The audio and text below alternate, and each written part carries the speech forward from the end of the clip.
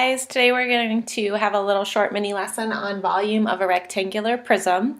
I drew a rectangular prism up here, not exactly my best illustration, but that's okay. So I wanted to kind of show it for you. It's one of those things that, you know, your eyes have to adjust because some people see it one way, some people see it another way, but I'm going to try my best to color code it so you can see. So when we're looking at volume of a rectangular prism, we're going to look at three different measurements. We're going to look at the height. So maybe here I'll do it in purple or something. So we'll label that as the height. That's how tall the prism is.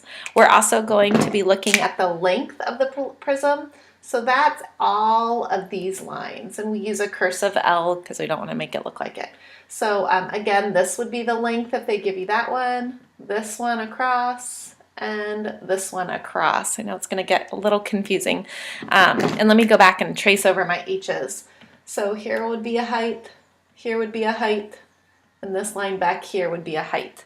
The last one obviously is going to be our width. So how wide the prism is, and obviously we're going to use a W. So all of these blue lines will signify the width. So our formula for volume of a rectangular prism is volume equals length times width times height. Or another way you'll see it is volume equals capital B times height. And basically what that's telling you, sorry I'm covering it up, basically what it's telling you is the base of a rectangular prism is a rectangle, right? So if you figure out the length times the width, which is the area of a rectangle, sorry, lost my thought there, and times the height, you'll get the same thing. So let me erase this and let's get some problems started. All right, so again, you have to bear with me. Not our teacher mentioned it several times before, so I'm just going to try to do my best illustration possible here.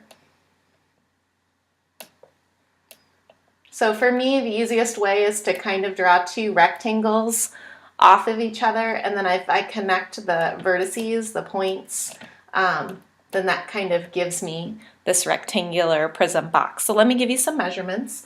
So they're going to tell you that this is 10 centimeters. They're going to tell you this is 12 centimeters, and then they're going to give you this is 6 centimeters. So when I'm looking at them, I'm going to think, okay, which one is my width, how wide it is? And remember when I traced it with blue, that's this one right here. So that's my 10. I'm going to look for my length, which is my green. And remember on my illustration before, it's any of those outside. And then my last one was the purple, which was the height, how tall it is. So I'm going to just trace it. So right there, I have three numbers. So I know these are my three numbers that I'm going to use to solve volume of a rectangular prism. So we've talked before how multiplication, it doesn't matter which way you put your numbers because it's commutative. So whatever is easiest for you. So I just have to multiply those three numbers together. So I get 120 times 6.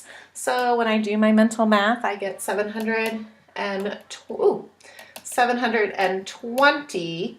Now the question is what do we put for our measurement? We know it's centimeters, but look how many times I am multiplying my centimeters.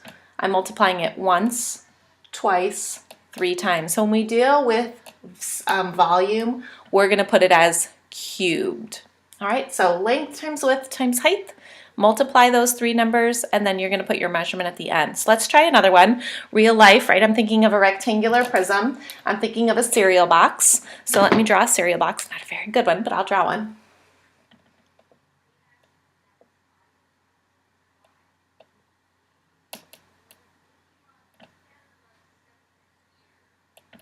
Oops, made that one too long. And then sometimes what you're going to see is you're going to see dotted lines. That's going to kind of show you this is kind of what's going on the other side of the cereal box. I can't really see what's going on over there. So this is obviously the front of the cereal box where the title of the cereal would be. Nutrition's on the side, obviously where you open it. So let me find some measurements for you. So let's just say that this is 3 1/4 inches, right? I'm going to tell you that this is 12 1/2 inches. And then I'm going to tell you this is 8 inches.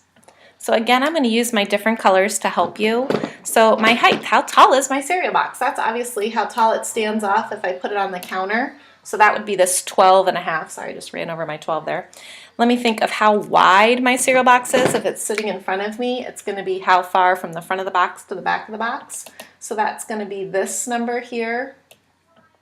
And then how long is my cereal box? That's going to be this number going across here. All right, so now I just have to write my formula and we can start solving. So volume equals length times width times height.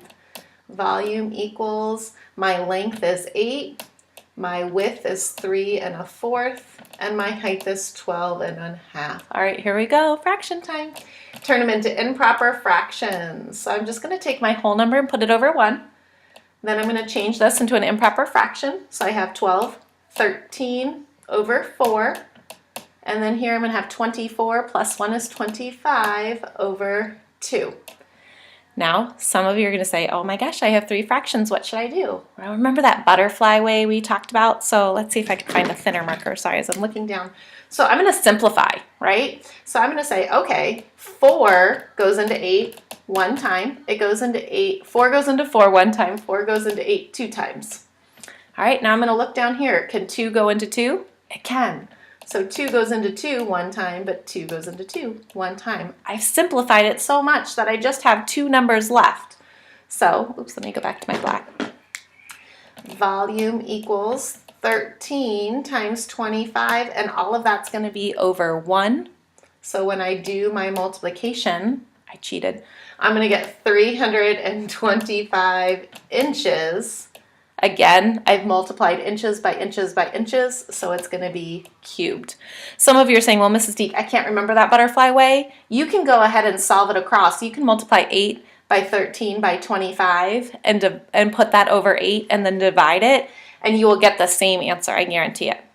Okay, so those are just 2 really simple problems, but we want to always get into those more challenging ones. Like what happens if they say find that missing dimension? So let me draw another one. All right, so this one, let me draw my box. Let's say it's like a fish tank or something. I don't know. It's a rectangular prism, right?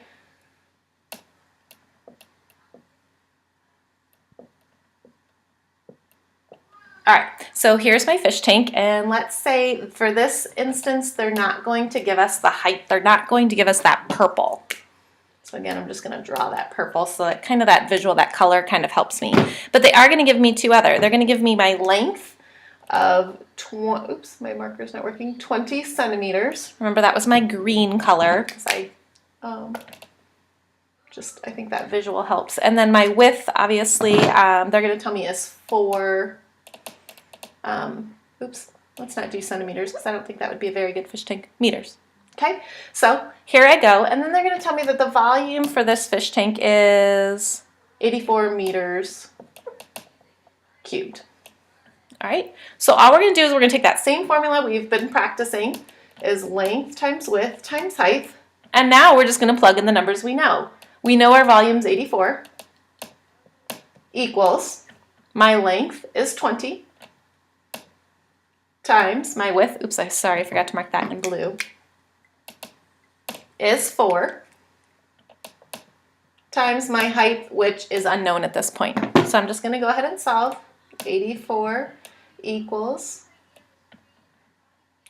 I'm trying to see if I did my math right. I think I did my math wrong. You know what I did? I took a problem from another, oh man, I really made a mistake. All right, I'm gonna have to edit this.